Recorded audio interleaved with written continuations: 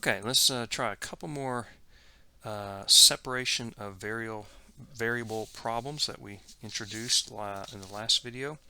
So here we have a first order differential equation, and the first thing I would think of, again, you've got y prime. Notice I've got e to the x plus y, so y is the dependent variable, x is the independent variable. So I really want to think of y prime as being dy dx. That helps me with my separation. Okay, now notice I've got dy dx minus something equals 0. I've got to get this stuff over on the other side. I want to have the derivative by itself in order to do the separation. So I've got dy dx equals what? Adding e to the x plus y to both sides just gives me this. So sometimes you have to solve for dy dx if it's not given already that way. Now what do? Is this separable? Well, first off, you think of, well, x plus y by itself would not be separable because why? It has to be a product of a function of only of x and a function of only of y. This is a sum here.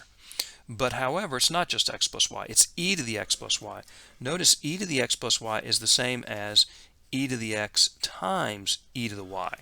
Because what do we do when we're multiplying like bases? We add those exponents together, right? So it actually is a function only of x, right here, times a function only of y. And so now it is separable, and I want to get all the y's over here and the x's over here. So I have to multiply by dx, but I have to divide by e to the y. So I get the dy over e to the y, or divided by e to the y, equals e to the x times dx. Now I'm going to integrate both sides, but to do that I want to rewrite this as what? E to the negative y, to make that easy to do.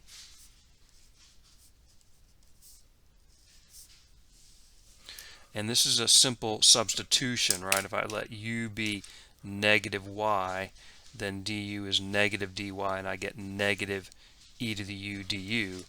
And so this evaluates as negative e to the u, which is negative y, plus a constant, but again, I'll throw the constant over to the other side.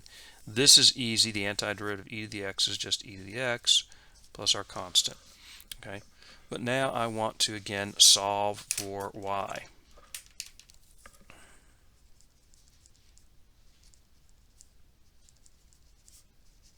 I've got y implicitly given me. I want to solve for y. Okay, and so how do I do that? I'm going to multiply both sides by negative 1. Negative e to the x minus c.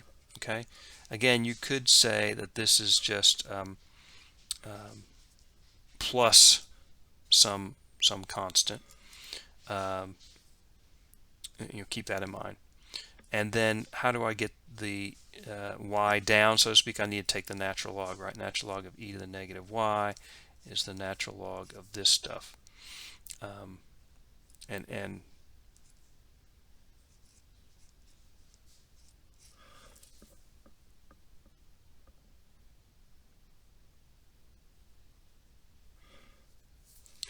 And then this becomes negative y. Okay.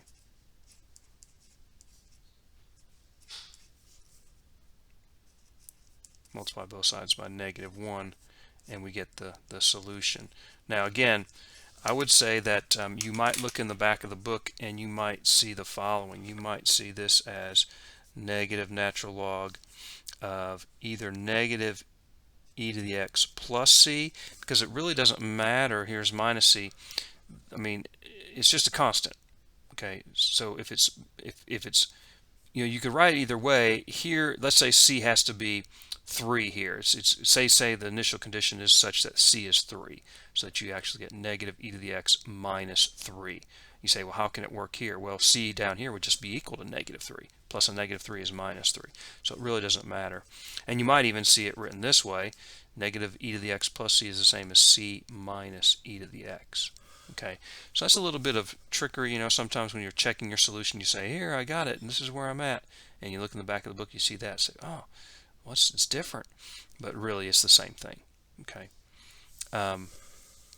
so there we have our solution, y as a function of x. And you can check that. You can, again, take the derivative, right, plug in here, and confirm that you get the same thing. And I want to encourage you and challenge you to try that. Okay. All right, let's solve this initial value problem. So if you remember, we talked about this in the last video. Initial value problem is to solve the differential equation, and by separation of variables, we'll use that technique. But then we'll get this, there'll be a constant somewhere in the process we're finding out from the integration. But then we're going to apply this initial condition so that we actually find the value of that constant. Okay, so is this separable? You say, well, wait a minute, there is no x, so what are we talking about? Sure, you can write this as essentially 1 times y over 1 plus y squared. This is our function of x, and this here is our function of y. So there we have it, right? We can separate. This is sometimes called an autonomous differential equation. It's a function only of the derivative is function only of the dependent variable. Okay. Now I'm going to multiply both sides by dx's, so the x's are going to be over here. This stuff needs to come over here. How do I do that? By dividing by this quantity, or just multiplying by what? It's reciprocal. And so notice I'm going to get 1 over y squared divided by y dy equals dx, 1 times dx. Okay. Now, before I integrate, I want to simplify this down, and I'm going to rewrite this as what? I'm going to write it as 1 divided by y plus y squared divided by y, which is just y. All right, so in other words, I'm going to write this as 1 over y plus y squared divided by y, which is just simplifies down to y. So divide both things by y. So there's that side. I'm integrating that. Over here, I'm just integrating dx. Okay. So the antiderivative of 1 over y, that's natural log absolute value of y. Antiderivative of y is 1/2 y squared by the power rule. Constant of integration goes to the other side. What's this? Integral of what? It's a 1 there, right? Integral of 1 with respect to x is just x. And then we'll throw in our constant. Okay. Now, here's the problem. Can we solve for y? I've got a natural log of y and a y squared added together here. No. If I try and solve for y, you say, well, I've got to do e to the, natural log of y. Well, I'm going to have this, in there too. There's going to be an e to the y squared. How am I going to get an e to the y squared? How am I going to get the y out of that? I'm going to have to take the natural log, and I'll be right back to this. It's coupled in such a way here that I cannot solve explicitly for y.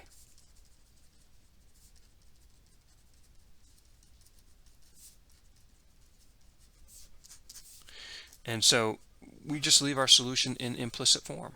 This would be the solution. However, we're going to apply the initial condition now here to this to get the particular solution. We're going to plug in this. So this says when x is 0, y is 1. So everywhere I see a y, I'm going to replace that with 1.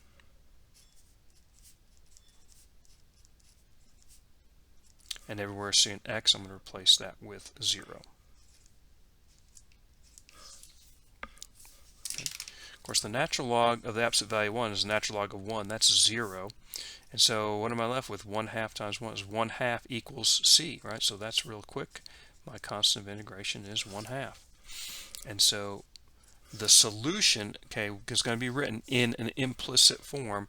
It's going to be the natural log absolute value of y plus 1/2 y squared equals x plus c, where c is 1/2. So there's our solution. It's in implicit form. Again, we're unable to solve exactly for y. Okay. So that's sort of the idea. Of course, there's lots of different separable differential equations we can encounter. We're going to contrive ones such that the integration process is something you can do. You might find in the integration process them to be pretty easy like the ones I've done here, or you might find one of our techniques appearing. You might see something, hey, I have to do partial fraction decomposition. I might have to do a trig substitution, right? I might have to do integration by parts, and so on. So those will possibly show up as well. But again, good practice then on learning, doing your integration. Okay, so that's an introduction to differential equations.